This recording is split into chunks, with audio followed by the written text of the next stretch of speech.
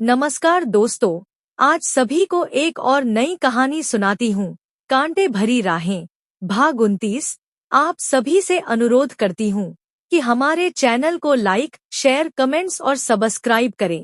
सासू माँ सरोज देवी कहती है, बेटा, हम लोग अपने आप को आधुनिक युग के होने पर गर्व महसूस करते हुए बड़ी बड़ी बातें करते हैं, मगर मुझे लगता है कि हम सभी शिक्षित समाज के मनुष्यों को अपने दिल पर हाथ रखकर गहराई से विचार करके देखने की आवश्यकता है कि हमारे सभ्य समाज कहाँ पर खड़े हैं।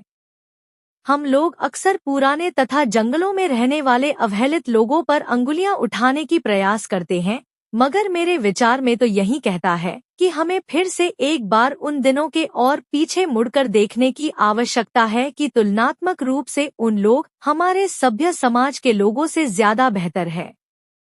केवल अपने आप को सभ्य समाज के लोग कहने से कोई भी सभ्य नहीं बन जाते। सभ्य समाज के लोगों के तरह अपनी आचरण भी होना चाहिए, नहीं तो हमें अपने आप को सभ्य कहने की कोई अधिकार नहीं है। अब के समय में हमें सभ्य समाज के होने की अहंकार करने की बजाय यह प्रमाणित करने की आवश्यकता है कि सचमुच हम लोग सभ्य जगत के लोग हैं, मगर मुझे नहीं लगता कि इस बात पर कोई भी सहमत होंगे। अहंकार तो किसी को भी नहीं छोड़ा। दुनिया के महाज्ञानी और महाप्रतापी होने के बावजूद रावण के लालसा तथा अहंकार ने उसे खत्म कर डाला। हमारे समाज में सबसे ज्यादा शिक्षित माने जाने वाले डॉक्टर्स बनने के लिए 12वीं साइंस बायोलॉजी में अच्छे अंक के साथ पास करने के पश्चात 2-3 साल नीट के लिए संघर्ष करने के बाद 6 साल की पढ़ाई करने के बाद MBBS की पढ़ाई खत्म करके फिर से 3-4 साल कोशिश करने के बाद मास्टर डिग्री अर्थात 3 साल की MD की पढ़ाई, उसके बाद 3-4 साल के बाद सुपर स्पेशलिटी जैसे कि कार्डियोलॉजिस्ट, न्यूरोलॉजिस्ट या चेस्ट स्पेशलिस्ट ऐसे और भी स्पेशलिस्ट बनते हैं। इस तरह से 12वीं के बाद 16-17 साल के कठोर परिश्रम के बाद एक बड़ा डॉक्टर बनते हैं। ऐसे कठिन पढ़ाई लिखाई तथा परिश्रम किसी और फील्ड में शायद ही करने पड़ते होंगे। ऐसे में डॉक्टरों को समाज में सबसे ज्यादा शिक्षित माने जाते हैं, और वही लोग अगर इस प्रोफेशन को बदनाम करने पर तुला है तो कल को हमारे भगवान कहे जाने वाले डॉक्टरों को कोई भी सम्मान की नजरों से नहीं देखेगा, तथा कल को हर घर में सभी लोग यही कहेंगे कि हमें डॉक्टर नहीं बनना, हमारे बच्चों को डॉक्टर नहीं बनना। ऐसे में हमें भी इस बात को सोचने पर मजबूर कर रही है कि कल को हम जैसे लोगों के इलाज कौन करेगा।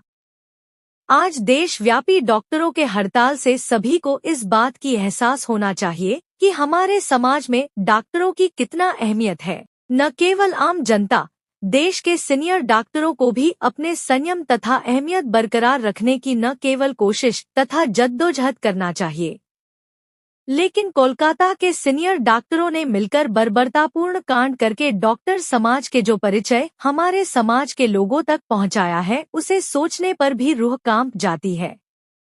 वार्तालाप के बीच बहू मंजुषा कहती है, माँ जी, अब समय ऐसा आ गया है कि आज के कलयुग में भी द्वापरयुग के तरह द्रौपदी को बचाने हेतु भगवान श्री कृष्ण जी की आवश्यकता पड़ गई है, मगर अफसोस की बात है कि ऐसा संभव नहीं है।